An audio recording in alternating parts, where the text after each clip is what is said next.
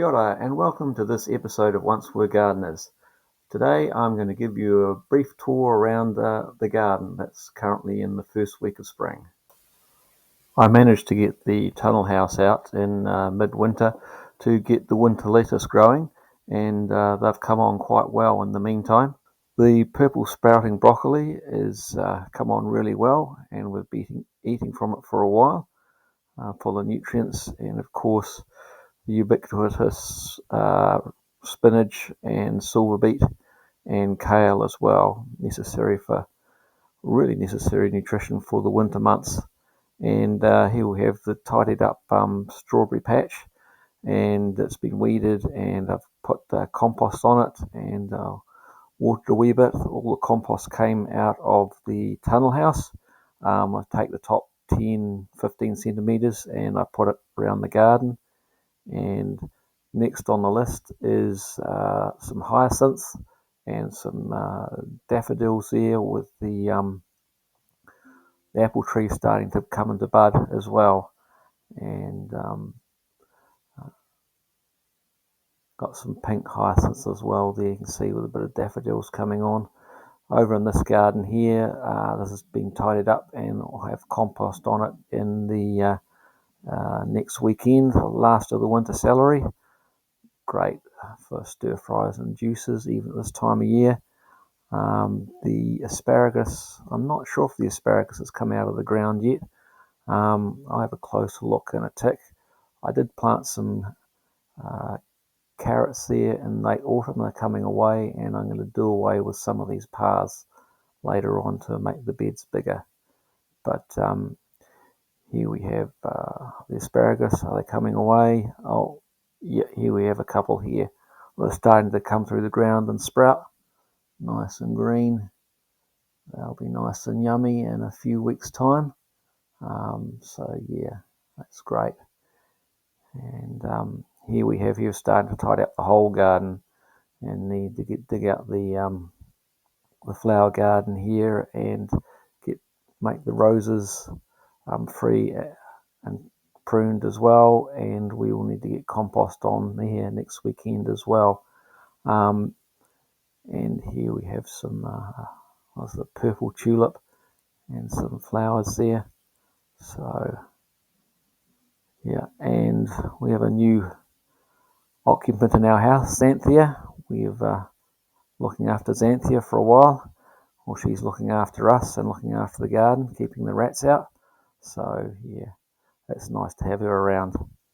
Pots with flowers in.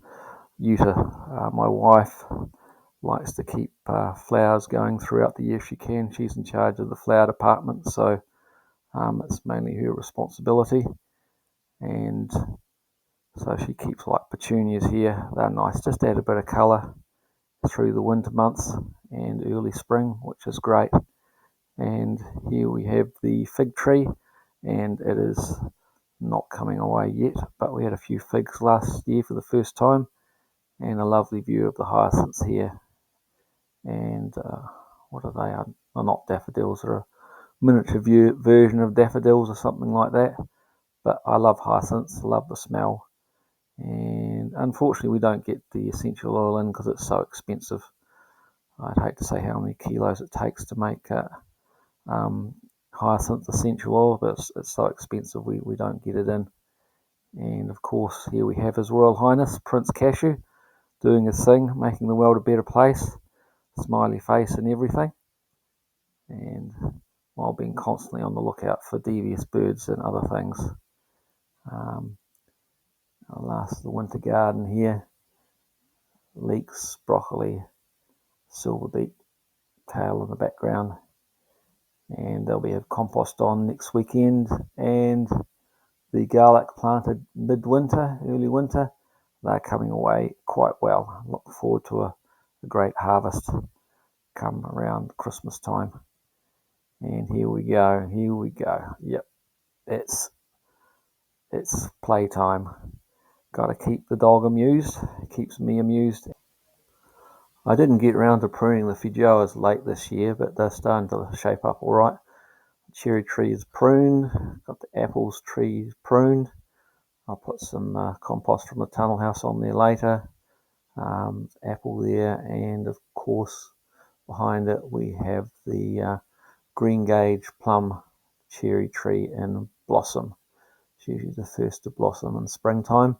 Whether it will survive because we've had some, whether it will fruit because of the frost we've had this week, I don't know, but we should get something. And in the tunnel house, this is after I've dug out the top layer 10-15 centimetres and last the coriander there, make them last a few days longer, and I'll fork that up and put compost on top with a bit of bud and bone and seaweed, and it'll make it all look nice.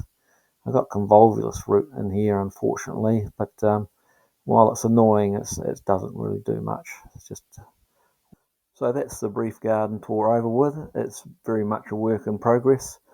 A lot of effort to tidy it up just to get to the point where I need to put compost on the garden. And here's His Sunshiny Royal Highness making the world a better place and reminding me to keep on smiling. It's springtime and it's time to get into it, isn't it?